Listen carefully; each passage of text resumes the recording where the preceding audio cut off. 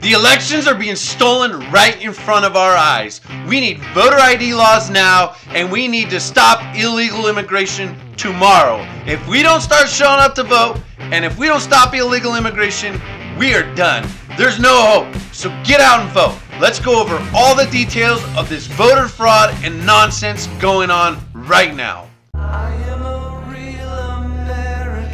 Let's start out with the states that have been wiped out since election night. We had Montana that we were leading in, coming into like the last 5% of Montana votes, and after election night, that's now gone. So Montana's out. So we had Arizona that had a 2-point lead at the end of election night, wiped out.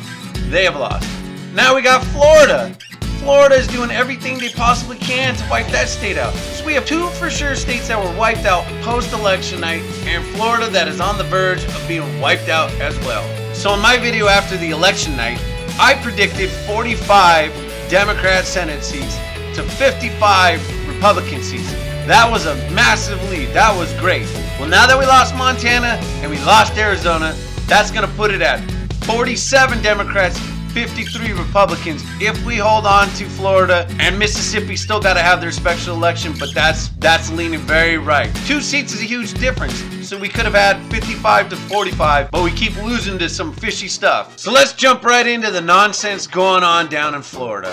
During election night, we were winning Florida, both governor and Senate race. It was looking solid. There was no question about it. We were winning. Now they're finding votes everywhere. What is going on with these elections? How are we losing after the election happens? I don't see any races flipping Republican days after election. Every single House seat, every single Senate seat, it's flipping Democrat 5 days after election. It's 100% Republican seats flipping to Democrat seats. So now here in Florida, we have a teacher that finds a ballot box in a closet of provisionals. We have an Avis driver that found more provisionals in a trunk of a rental car. So now Governor Scott is sued because of all the goofiness with these ballots. The first judge agreed with Scott, and he told Broward County that they need to turn over voter information to the Scott campaign so they can look at what is going on down there. We just had a ruling yesterday from another judge saying he finds no evidence of wrongdoing. Finding things in a closet and a trunk in a car aren't wrongdoings. Okay, I guess you can consider it not wrongdoings. But it's goofiness going on in Broward County. What is going on? This judge was appointed by Jeb Bush of all people, and that's another funny thing. Jeb Bush is even chiming in over here saying that there's some funniness going on now. If you got a rhino like Jeb Bush saying there's some funniness going on, you goofed up. But it looks like Scott and DeSantis are actually going to hold this one out. So now let's get into Arizona. After the election night, we had a 1.5% lead for McSally. That got evaporated, and now it's pretty much a 1.5% lead for Sinema. And they have called the election and McSally conceded. Why do you quit so early, McSally? Why don't you ask for investigations? I don't understand why you did that. Let's just take a quick look right here at Maricopa County statistics.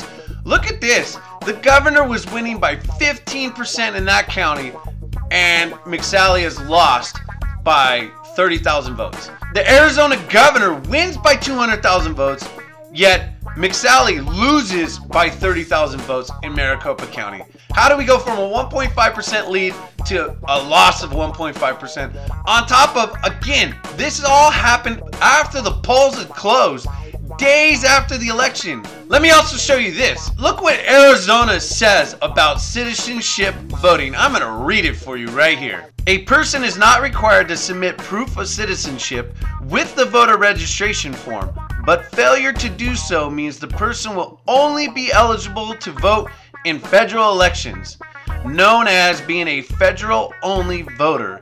Wait, what? That says right there in plain text from the Secretary of State of Arizona that illegal immigrants can vote in Arizona. They're known as federal-only voters. Guess what Senate seats are? Federally only voters. Get your together in Arizona. Florida, which is number 4 with illegal immigrants living in that state, having election problems. We have Arizona, number 9 for most illegal immigrants living in the state, election problems, and allowed to vote federally only in their election cycle. Georgia's number 7 with the state with the most illegal immigrants in their state. And here we go, another state with election problems. Abrams in Georgia that won't even concede. You're still 1.5% down and you won't concede. Even McSally conceded, and I don't think she should have conceded. And here you are, you won't concede. So here's one last graph I want to show you right here. Doug Jones in Alabama is going to be up for re-election here in 2020. Look how far that state leans Republican. It's 27% that it leans Republican, and Doug Jones was able to pull out a win? I'm not a tinfoil guy, but there's a lot of funny stuff going on, especially down in Florida, where they have got their hand caught in the cookie jar, finding provisional ballots in a closet, in a rental car, just fishy stuff. Listen, when you get caught with your hand in the cookie jar like that, people are going to start questioning what's going on. Now you've got me questioning what's going on. And this is just based on straight news. This isn't some tinfoil theory that I'm pulling out of the sky. This is all weird. Weird stuff going on in these elections, and something needs to be done about it. I was always for voter ID, and now I'm really for voter ID.